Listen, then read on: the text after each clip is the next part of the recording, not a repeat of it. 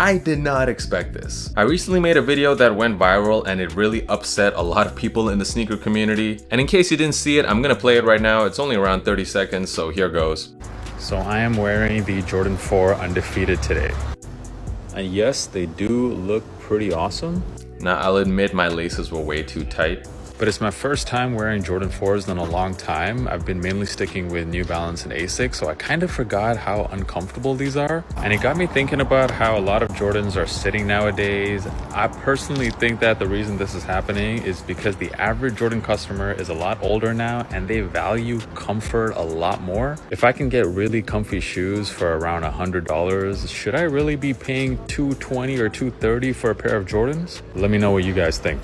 Now, I had no intention of this video going viral. I literally filmed this in the moment. I was out taking a walk, trying out my brand new pair of Undefeated 4s, and my right foot was just killing me, especially the pinky toe area. So, you know, I just thought I'd drop this video in the moment telling y'all how I was feeling. But that video got more comments than any video I've ever done. Sneaker blogs were reposting it. I was getting absolutely clowned on Twitter. And I wanted to make this video addressing most of the different types of comments I got, because to me, the response really highlighted all the issues that Jordan Brand is having right now. The video was almost like a microcosm of all of the problems Jordan Brand is facing and how they should probably address them. So here goes, let's get into the comments. So the main thing I did notice is that the majority of people actually seem to agree with my take. It was refreshing to see just how honest the Jordan community was with their experience. Lots of comments about people not wearing Jordans anymore and they'd rather opt for a more comfortable experience. People saying that they owned a lot of Jordans, but they just sit in their closet, they opt for a pair of Crocs or Nike Zoom X. And this was really the main point I was making, because this is something that I noticed myself doing. If I know I'm gonna be outside for more than an hour, I am not wearing Jordans. My feet cannot handle it. And I still love Jordans. I own a lot of pairs of Jordans in my collection. I have at least 30, 40 pairs of Jordans, but I'm a lot more about just feeling good, feeling comfortable all the time when I'm outside now. Now, I noticed one of the most common type of comment I got was, why don't you just get better insoles? A lot of people were saying that it's simply second nature to them to replace the insoles on their Jordans. I didn't know much about this topic, to be honest, and it was good to get a lot of different suggestions from people. I think it's a great idea. However, why doesn't Jordan Brand just do that for us? I mean, how hard can it be? Why don't they just throw in a super comfy, cushiony insole with their Jordan 4s and Jordan 1s? It seems like a pretty simple solution that shouldn't cost Jordan Brand all that much money, but yet they just won't do it. How are they constantly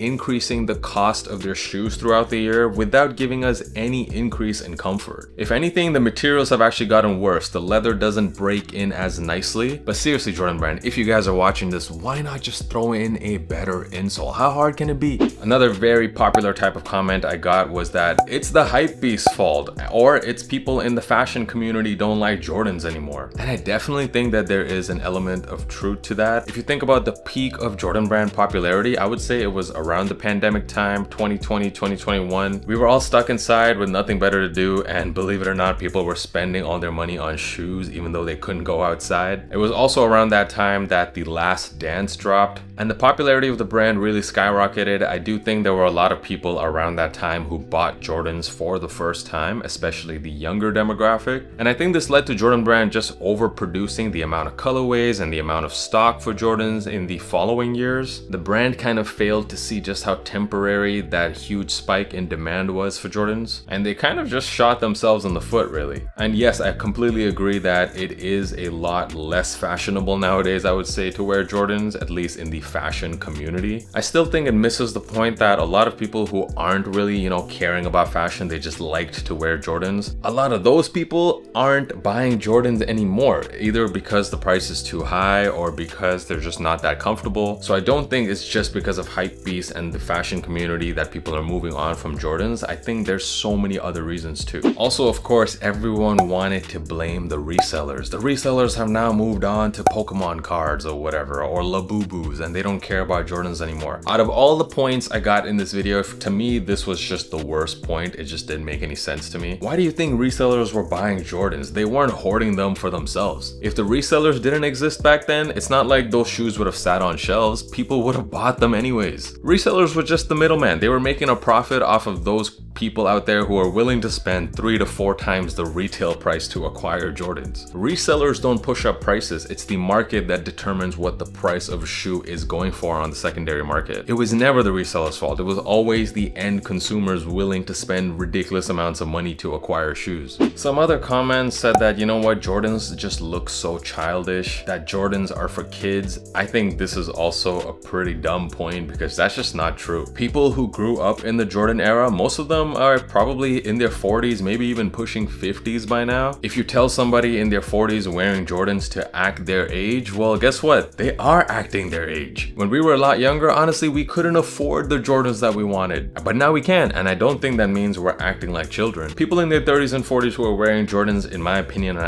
acting perfectly age appropriate. For me, it's a lot more questionable to see a teenager wearing Jordans, someone who never grew up knowing anything about Jordan Brand and its legacy. And Jordan Brand has been trying their best to appeal to that younger demographic by getting people like Travis Scott to just reverse the swoosh and do like 6 years of collabs now. Now, the most valid type of comment I got was people blaming the price. The price has just gotten way too high, and I think that's super valid. I think Jordan Brand, more than any other sneaker brand, has been very guilty of raising the prices on their retro models. There's been no increase in quality. In fact, there's been a decrease, if we're being honest. No increase in comfort as well. The prices just keep going up, and you guys know just how hard it is to even pay for groceries nowadays with how much inflation has been. You look at Jordan Brand collabs now, it's like what, $230? I think the undefeated fours were $230 if I'm not mistaken, and that is insane. At some point, people are just not going to be interested anymore. In the last 5 years, if you look at the higher end New Balance models, like the made in USA New Balances, they've kind of just stayed at that same $200 price range. They haven't really been increasing in price, and you know the type of quality, you know the type of comfort you're getting with those models. But now retro Jordans are even more expensive than a made in USA New Balance, which to me is ridiculous and in my opinion just not worth the price. I also had a lot of people saying, what are you talking about? There's no New Balances or Asics for $100. All New Balances and Asics are around $200 as well. I know I don't need to tell you guys this, meaning those of you who are subscribed to my channel and are pretty, I would say, generally quite knowledgeable about the sneaker world. You know very well that these comments are not true, because the most popular New Balances and Asics don't in fact cost anywhere near $200. The ones that sell the most, like for example the Asics Gel 1130, which is an extremely comfortable pair of shoes, those go for only $100. Look at a pair of New Balance 1906 or 2002s, those go for between $130 to $140. Even newer New Balance models that are really comfortable and stylish, like the 204L, those only retail for $110. Or the Asics Gel NYCs, all of these are below $150, and you're getting a solid shoe that you can wear all day and your feet will be perfectly fine. You'll be very comfortable in them. Yes, of course, there are more premium New Balance models that are $200 or above, but I'm talking about the most popular pairs. You can get them for well under $200. Also had a lot of people saying that New Balances and Asics are just trendy right now, so that's why people are just trend hopping. For how long does something need to be popular for it to be called a trend? Because as someone who very closely follows sneakers, New Balances have been extremely popular in the mainstream, I would say, since around 2020. The protection pack, you remember those dropped in like 2021 and they sold out instantly, had really high resale prices. That was 4 years ago. Asics as well, the Kayano 14s, like those basic colorways that were consistently selling out now for maybe the last 3 years. In my opinion, they are not trends anymore. They are part of the mainstream. They have been that popular for that long. Maybe those of you who were pretty much just narrowly focused on Jordans might now notice someone in your circle wearing Asics for the first time. Well, you guys are kind of just late to the party because New Balance and Asics have been popular now for a while. The most confusing type of comment I got though were people claiming that Jordans are very, very comfy.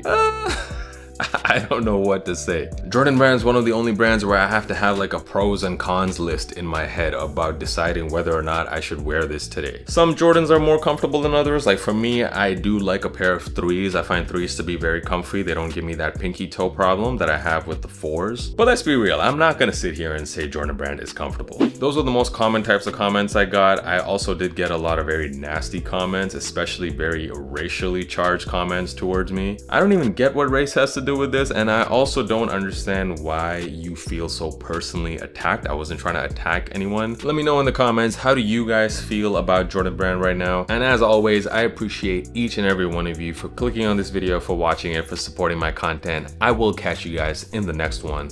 Peace.